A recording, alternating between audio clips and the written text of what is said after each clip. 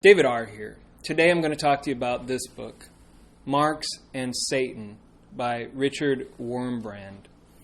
Richard knows what it's like to live under communist rule. He was in prison for 14 years because of his Christian faith.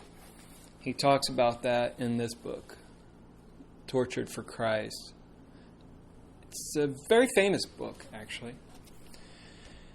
And in the book, he talks about what the communists do to people, especially the dissidents, those who are anti-communist. But this book is about Marx, and that's what I'm going to talk about. Who was Karl Marx? Karl Marx was the co-founder of communism.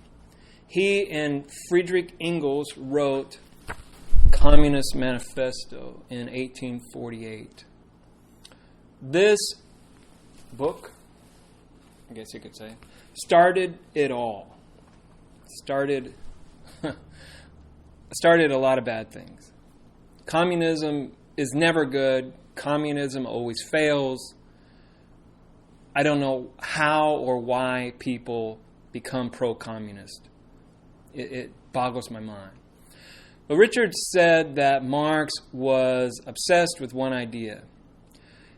It was how to help the exploited masses. Marx claimed that capitalism enslaved them. And once capitalism was overthrown, everybody would live in peace and harmony, like Star Trek.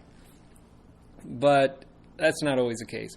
Well, anyway, Marx said that there would be no state, no revolution, no wars. We will all live in a brotherhood of man. And that reminds me of the lyrics to Imagine by John Lennon. I used to love this song, by the way. Imagine no possessions, I wonder if you can, no need for greed or hunger, a brotherhood of man. It's right out of the Communist Manifesto. Imagine there's no countries, it isn't hard to do. See, no borders, right? Nothing to kill or die for, no religion too. Marx was supposedly irreligious, and so was John Lennon.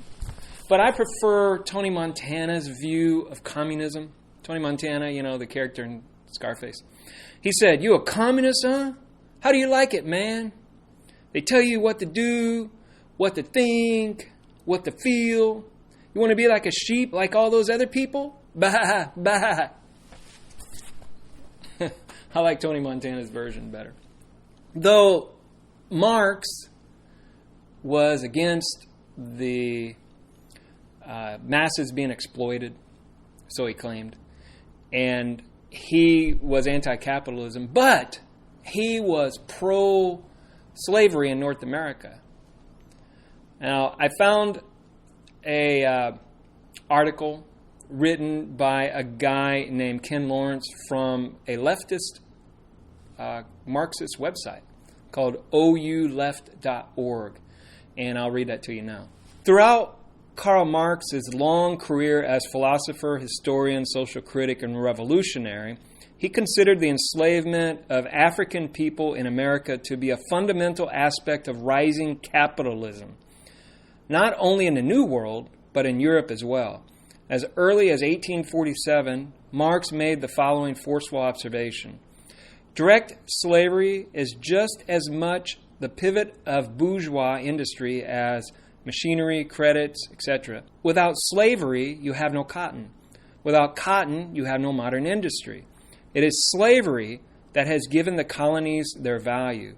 It is the colonies that have created world trade, and it is world trade that is the precondition of large-scale industry. Thus, slavery is an economic category of the greatest importance. Without slavery, North America, the roost progressive of countries, would be transformed into a patriarchal country.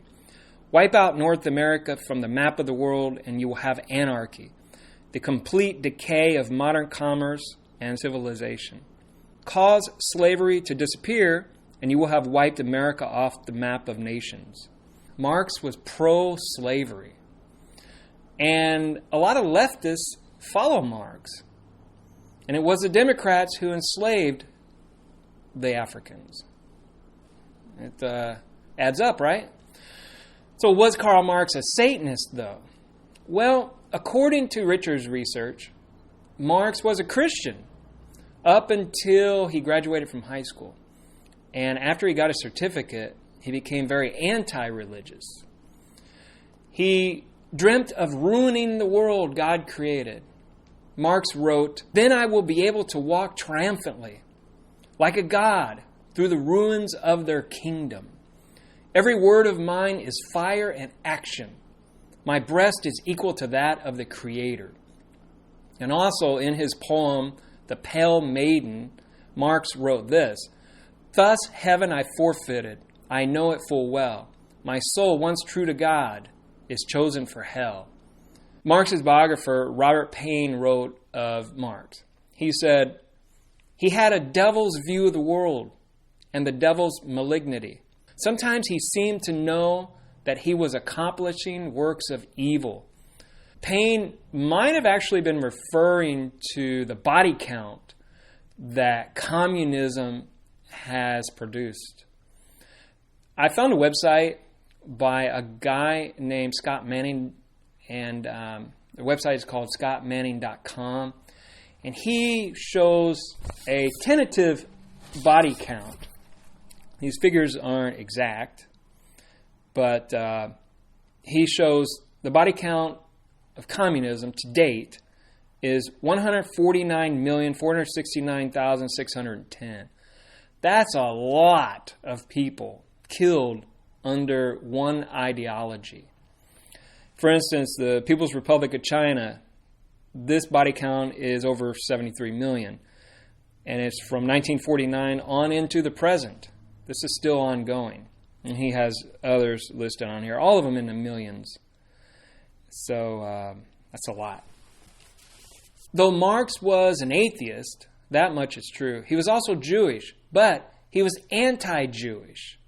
He said, "Behind every tyrant is a Jew." So he kind of led the way for others to hate Jews.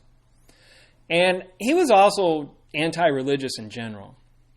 He even said that religion is the opiate of the masses. I used to believe that. But I think the media is the opiate of the masses today. But was he a Satanist? It's hard to say. This is the only book I could find that linked Marx with Satanism. I don't know of any others. He could have been. He obviously fit the profile. He's pathetic. But he probably wasn't. At least that's where I'm leaning. I'm like 60-40. 60% that he wasn't, 40% that he was. I'll just leave it at that. But he did create an ideology that wiped out millions of people. So if he was a Satanist, he was pretty good at it. Well, anyway, talk to you later. Bye.